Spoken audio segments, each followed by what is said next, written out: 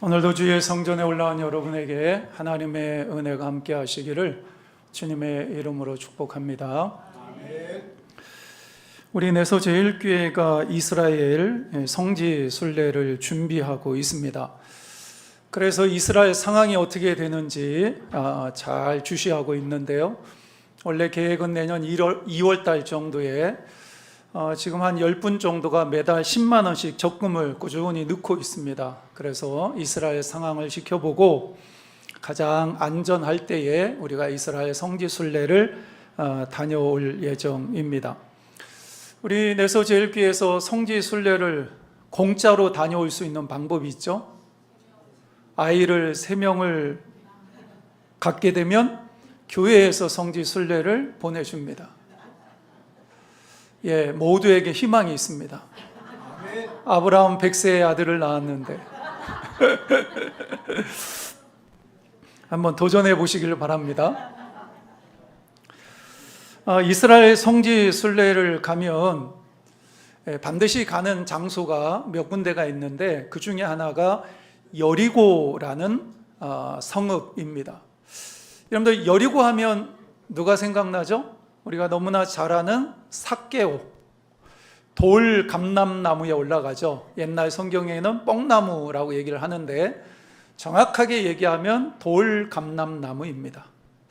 그래서 저도 성지순례를 갔을 때에 여기가 삭개오가 올라갔던 돌 감람나무입니다.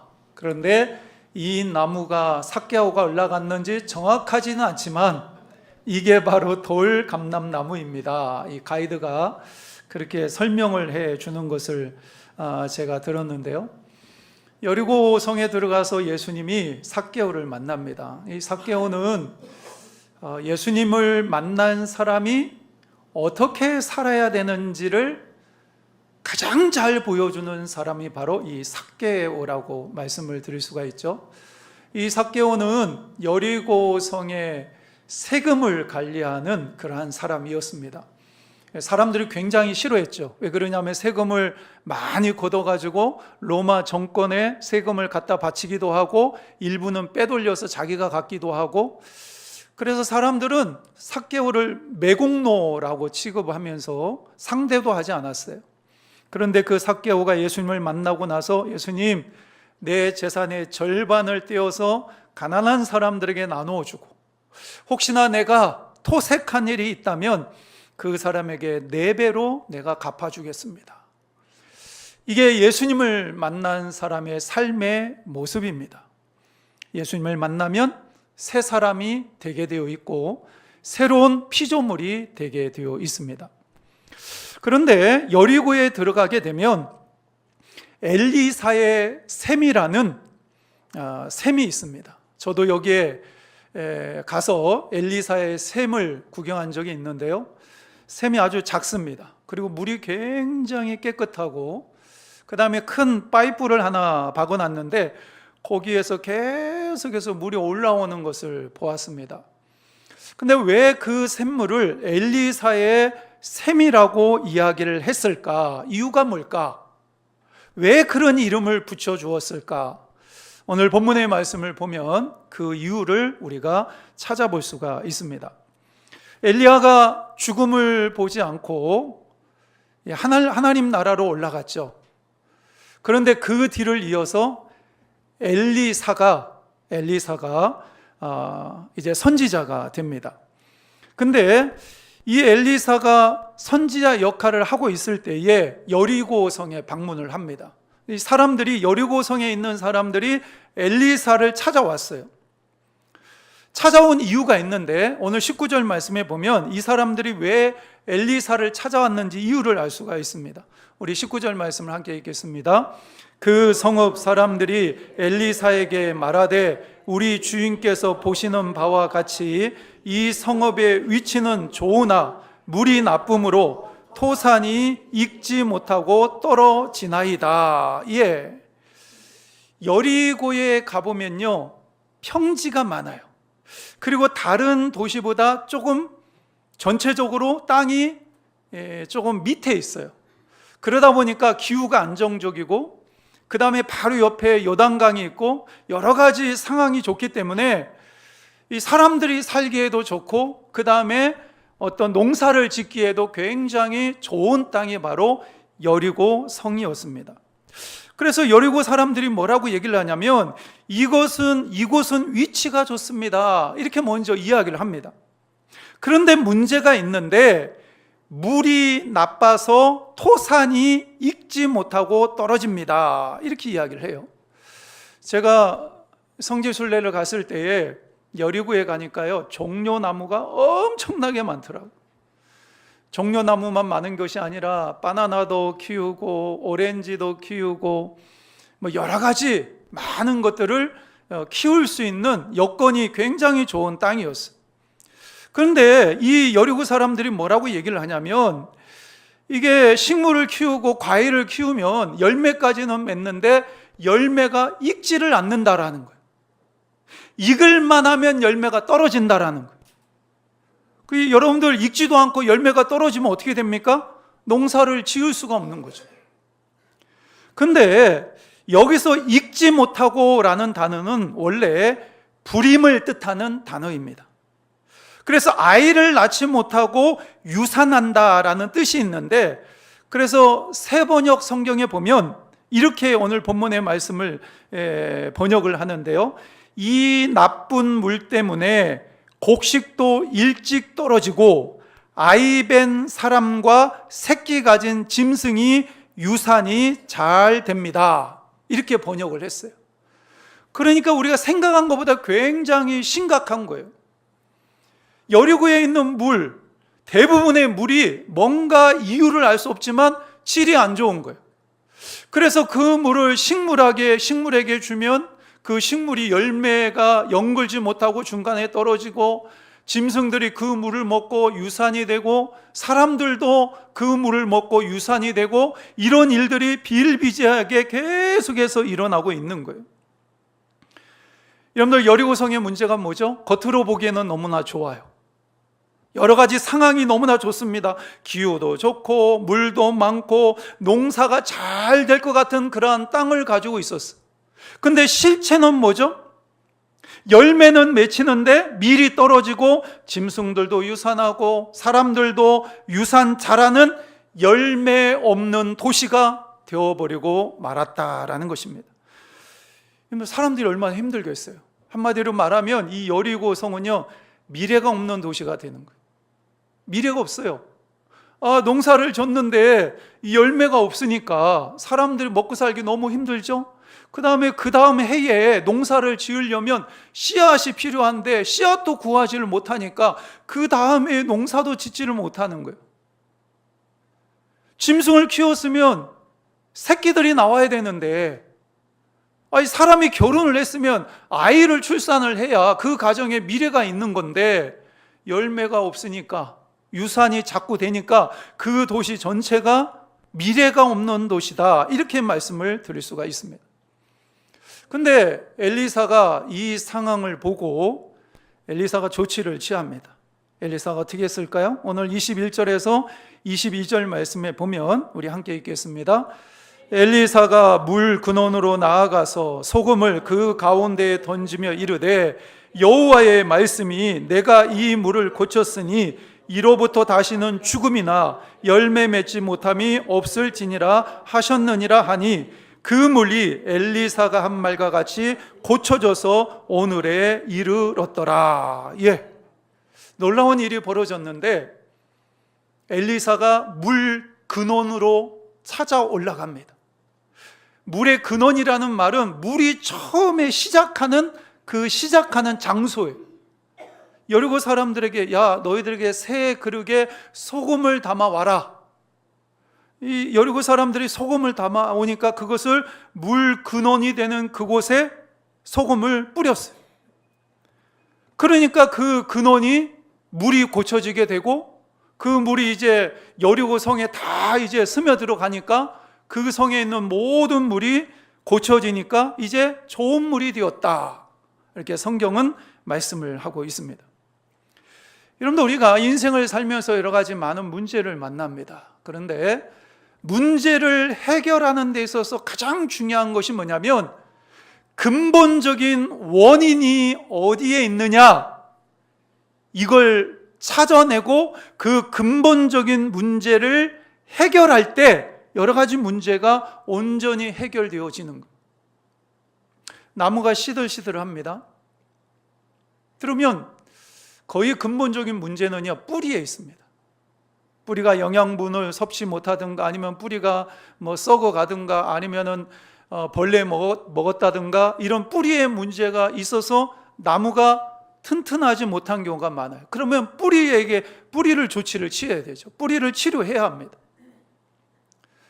어떤 아이가 문제가 있어요. 그러면 그 아이가 사실은 문제가 아니라 그 아이를 키우는 부모에게 문제가 있는 거예요. 부모가 좀 달라져야 그 아이도 달라지는 거예요. 엘리야 시대에 3년 6개월 동안 비가 내리지를 않았어요. 그러니까 아합 왕이 물을 찾아서 돌아다닙니다. 샘을 팝니다.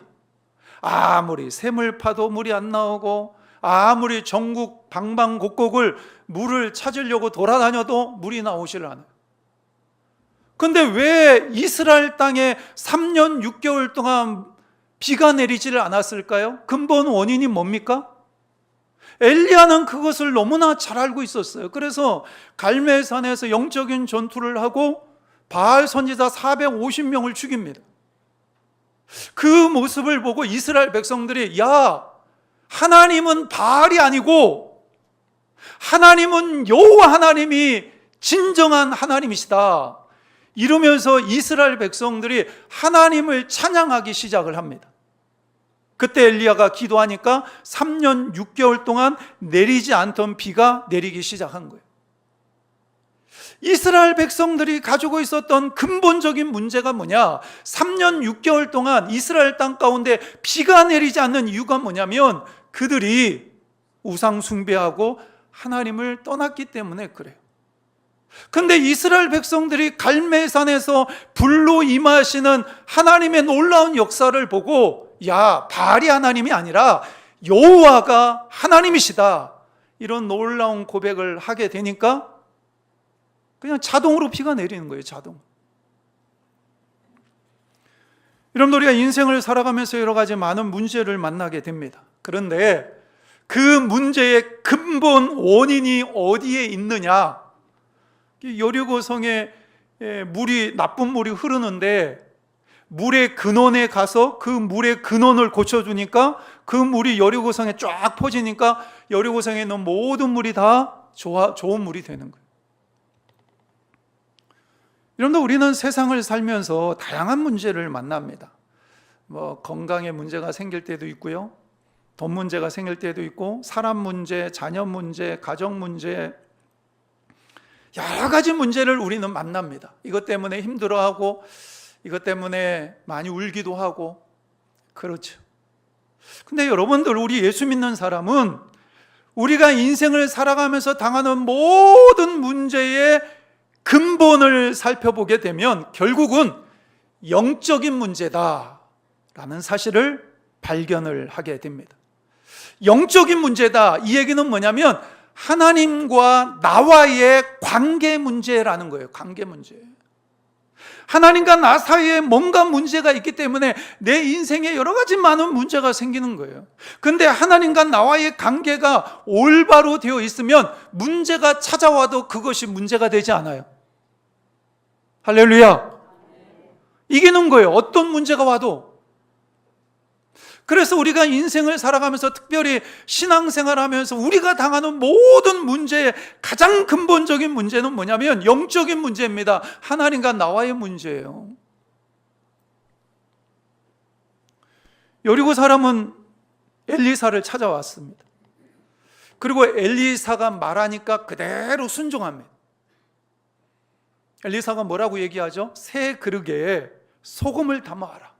성경 오늘 본문의 말씀에 보니까 즉시 가져왔다, 여리고 사람들이. 여리고 사람들이 엘리사를 찾아갔고 엘리사가 하는 말에 순종했어요. 이거는 뭘 의미하냐면 엘리사를 찾아갔다라는 것은 하나님을 찾아갔다라는 것이고, 엘리사의 말에 그대로 순종했다라는 것은 하나님의 말씀에 순종했다라는 것을 의미합니다. 왜 이렇게 말할 수 있냐면 오늘 21절 말씀에 보면요, 강조하는 것이 있어요. 그게 뭐냐면 따라해 보세요. 여호와의 말씀이 내가 이 물을 고쳤으니, 소금을 그 물에 넣었습니다. 그러면 소금이 그 물을 묻혔다고 얘기하나요? 아니면 엘리사가 그 물을 고쳤다고 얘기하나요? 아닙니다. 오늘 본문의 말씀에 보니까 누가 그 물을 고쳤다고 얘기하나요? 하나님이, 여호와 하나님이 그 물을 고쳤다, 이렇게 말씀을 하고 있습니다. 여러분, 우리가 섬기는 하나님은 고치시는 하나님이십니다. 할렐루야. 죄의 문제도 고치시고, 질병의 문제도 고치시고, 파괴된 관계의 문제도 고치시고, 망가진 내 인생의 문제도 고치시는 분이 바로 여호와 하나님이십니다. 근데 중요한 것이 있어요. 이 고치시는 하나님, 나를 위해서 일하시는 그 하나님을 우리가 경험할 수 있는 최고의 방법이 뭐냐? 우리가 알고 있는 그 하나님이 일하시도록 만들 수 있는 최고의 방법이 뭐냐? 오늘 말씀을 통해서 얻을 수 있는 교훈이 있는데, 그게 뭐냐면 순종이라는 거예요. 순종. 우리가 하나님의 말씀 앞에 온전히 순종할 때 내 인생에 있는 가장 근본적인 문제를 치료하시는 여호와 하나님을 만날 수 있다라는 거예요. 우리 성경에 보면 예수님이 첫 번째 행하셨던 기적이 뭐냐면 물이 포도주로 변하는 사건이었어요. 기적이죠. 근데 언제 물이 포도주로 바뀌냐면 예수님께서 종들에게 야, 항아리에 물을 가득 채워라. 예수님께서 이렇게 말씀하셨을 때 종들이 항아리에 물을 가득 채웁니다. 하인들이 예수님의 명령에 순종했기 때문에 기적이 일어난 거예요. 문제가 해결된 거예요. 베드로가 고기를 배가 뒤집힐 정도로 가득 잡은 이유가 뭐냐면 예수님께서 깊은 곳에 가서 그물을 던져라, 이 주님의 명령에 순종했기 때문에 일어난 기적이었어요. 간단합니다. 하나님의 말씀 앞에 순종하면 우리의 근본적인 문제를 해결하시는 하나님을 경험할 수가 있습니다. 그러나 하나님의 말씀 앞에 불순종하면 내 안에서 벌어지고 있는 영적인 문제, 그리고 아주 사소한 문제들이 계속해서 일어나고 그 문제 속에서 계속 헤매는 인생이 되는 거예요. 우리가 신앙생활하면 여러 가지 문제를 만나는데, 그러면 그때그때 믿음으로 말씀으로 그 문제를 매듭 짓고 가야 되는데 매듭이 안 되는 거예요. 해결이 안 되는 거예요. 계속 그 문제가 내 발을 붙잡고 있어요.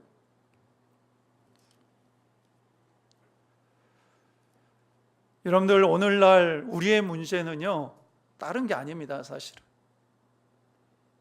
우리가 하나님의 말씀을 얼마나 많이 들어요. 하나님의 말씀을 듣기만 하고 그 말씀 앞에 순종하지 않는 거, 이게 우리의 가장 큰 문제입니다. 여러분들 인정하시나요?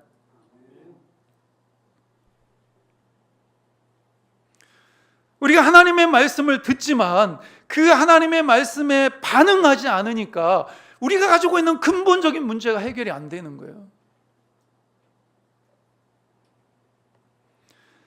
그 근본적인 문제가 해결이 안 되니까 계속해서 두고두고 문제를 일으키는 거예요. 두고두고.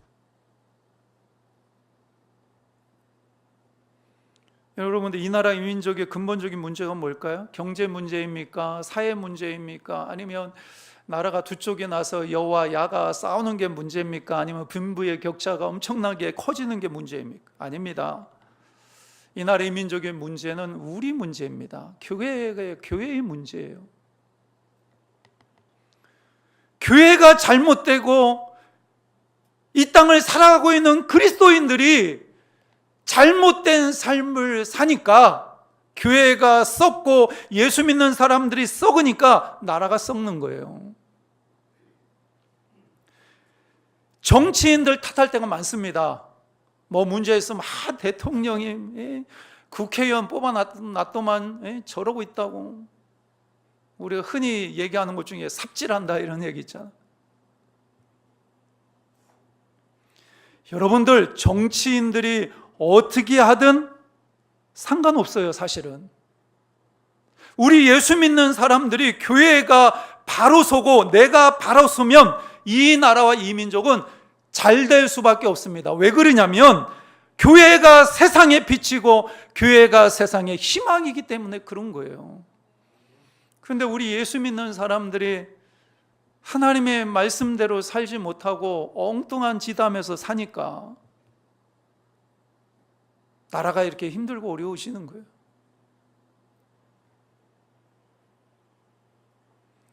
여러분들 따라해 보세요. 하나님을 일하시도록 만드는 것은 순종이다. 제가 여러분들에게 자주 던지는 질문이 있잖아요. 여러분, 하나님의 말씀을 듣고 그 말씀 앞에 순종하기 위해서 여러분이 가지고 있는 생각과 감정과 여러분의 의지를 언제 꺾어보셨나요? 언제 제대로 여러분들 순종해 보셨습니까? 별거 아닌 것 같지만 이런 작은 순종이 쌓이고 쌓여서 내 인생의 근본적인 문제가 해결되어지는 거예요. 그런데 우리가 작은 것에 순종하지 못하니까 우리의 근본적인 문제가 해결되지 못하고 자꾸 또 다른 문제를 일으키는 겁니다. 어떤 분이 하나님 앞에, 하나님, 제가 간이 너무 나빠요. 간이 회복될 수 있도록 하나님 치료하여 주옵소서. 이러면서 자기가 간이 안 좋으니까 간 문제를 가지고 하나님 앞에 간절히 기도했대요. 하나님께서 음성을 들려주시는데, 야, 술부터 끊어라. 그러더래, 하나님. 술부터 끊어라.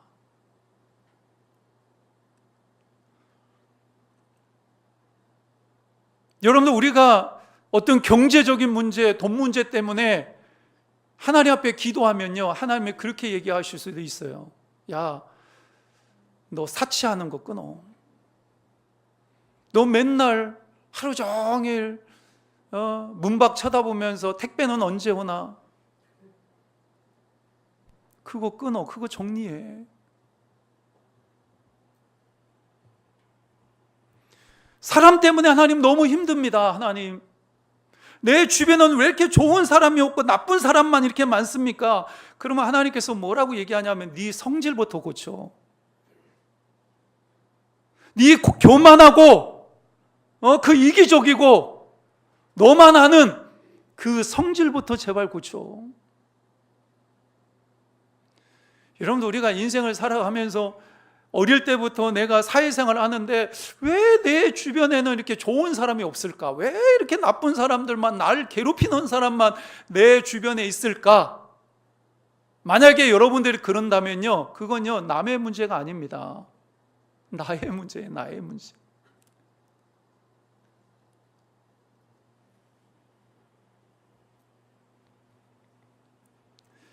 하나님은 우리를 너무나 사랑하십니다. 그래서요, 하나님은 순간순간 우리에게 정말로 필요한 말씀을 주시는 거예요. 우리가 그 말씀을 내 마음에 새기고 그 말씀 앞에 반응하며 순종하면서 살 때 하나님의 치유의 역사가 우리 가운데 일어납니다. 여러분들, 하나님의 말씀을 주야로 묵상하고 그 가운데 기록된 대로 순종하며 살아서 이런 하나님의 놀라운 역사를 여러분의 삶 가운데 경험하시는 여러분 모두가 되시기를 주님의 이름으로 축복합니다.